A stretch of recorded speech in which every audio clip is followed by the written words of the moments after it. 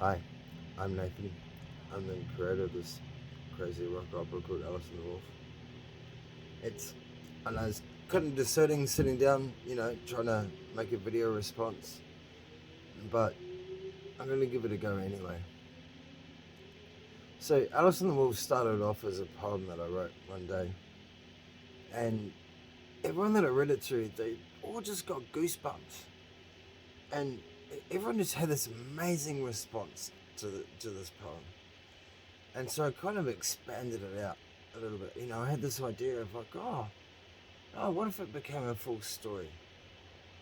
And then eventually, everyone, was really supportive of what I was doing, and it just kind of came together. So I guess I'll start off by giving you a synopsis of what the full story is, like of the whole rock opera show. So, so basically, it starts off. There's a castle. There's a prince, and he's just been born. Like everybody's really, really excited, and so they're all having a party and stuff like that because the new generation to everything has been born. But then some raiders turn up, and they attack the castle because basically they want to kill the prince and take his lands and all that sort of stuff. As raiders like to do. So anyway, so his mum sacrifices herself to the raiders so that they basically so they'll be distracted and he can be saved. He can be spirited away. So he gets secretly taken away, and he gets raised by strangers. They don't even know that he's a prince or anything like that. But then, so these strangers, they happen to work for Alice in Wonderland's parents. So he grows up side by side with Alice in Wonderland. So he's the gardener. She's obviously she's Alice. She was in the palace and all that sort of stuff. But yeah, so there's this full juxtaposition between her living in opulence and him being a thing. But because their love is so strong that they come together anyway. Anyway, so one day he disappears, and she's distraught. She goes looking for him and stuff, and then she goes a little bit doolallys, as some of us like to do. But there, anyway, so she takes off and has a mission down the rabbit hole. But then when she gets home, her mum has died, and her dad, he's not the same as he was and stuff. And she has this wicked stepmother. So the wicked stepmother banishes her to be killed in the forest by the woodsman. But the woodsman can't do it, so he lets her go. So she's wandering around the forest, and that's when she comes across a cottage, and that's where she meets Grandma. So Grandma gives her a red hood and an axe, and teaches her how to hunt wolves. So it turns out, when old mate disappeared, he actually went down the rabbit hole first, but he got cursed by the Jabberwocky, and so the Jabberwocky cursed him to be a were prince. So what that means is that he's actually a wolf most of the time, but he turns back into a prince in full moonlight. So anyway, he's out there in the forest, and he's hunting wolves, and she's in the forest. Oh, sorry, he's not hunting wolves. He's hunting people. She's in the forest, and she's hunting wolves, and so the two end up, they're hunting each other, which is where they run into each other. So she chases him back down the rabbit hole, and they end up in full moonlight, and he turns back into the prince. And that's when they realise who each other is. So they go fight the Jabberwocky, break the curse, go get his castle back, and live happily ever after. It was a great big 3-hour heavy rock opera. No, the concept is so ridiculous that I couldn't not follow through with it. It's just, it's massive. And then, so, I came up with this idea, and that one poem expanded out into 49 pages of lyrics. And then, I didn't really expect anyone else to be interested in this idea.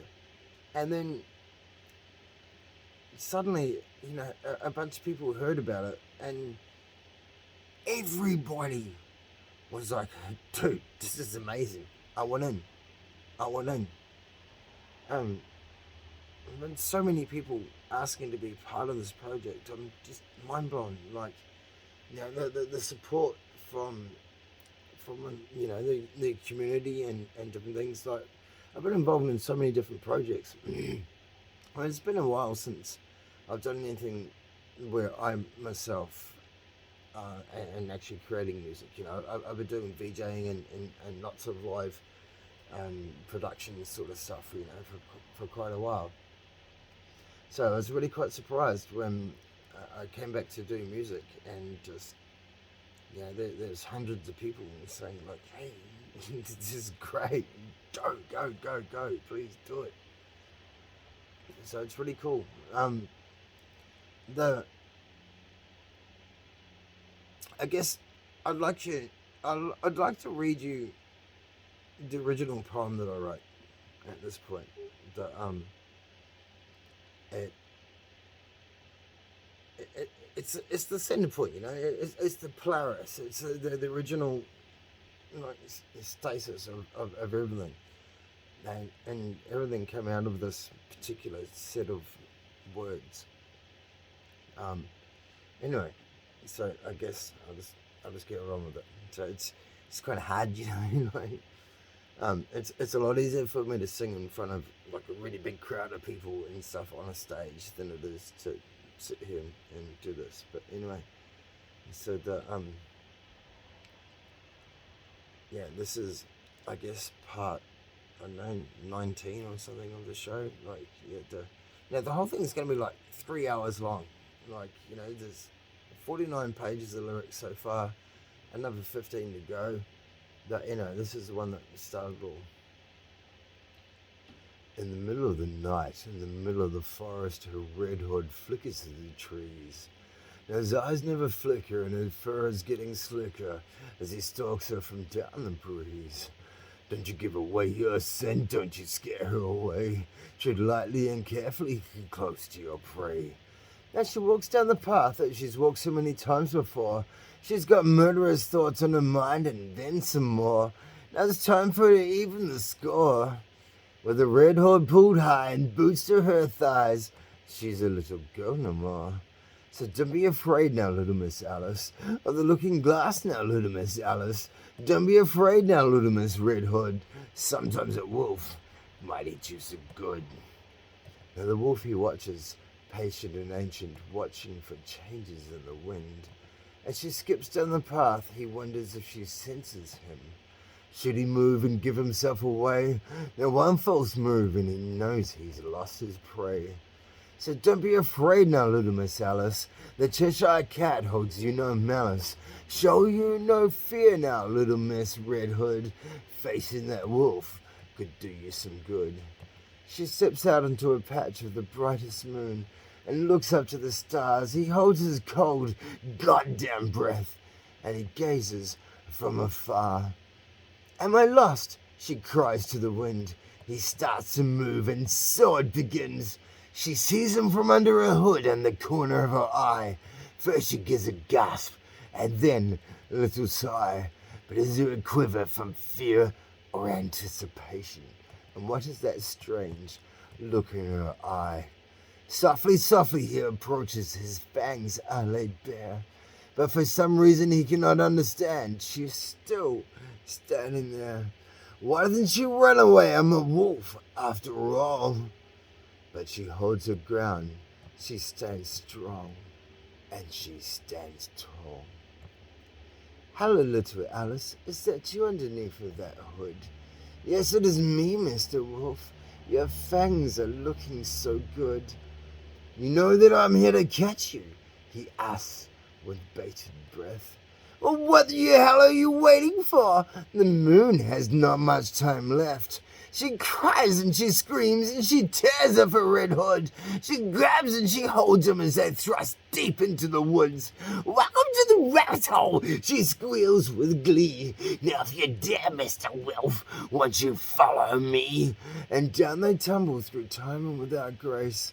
until they arrive into another place, hidden underground down the rabbit hole without a sound. Now look at me, Wolf, she says with fire in her eyes. I see past your fangs, and I fear not my demise. You are vicious, beautiful and strong, but my, you silly little wolf. I was the one hunting you all along.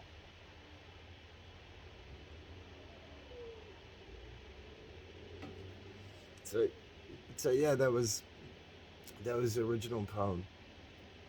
Um, it's blown out into this massive thing. I just, in some ways, I'm just kind of hanging on to the energy and seeing where it takes me. But yeah, um, please fund this stuff. It has the best of intentions, and it can really be a powerful thing.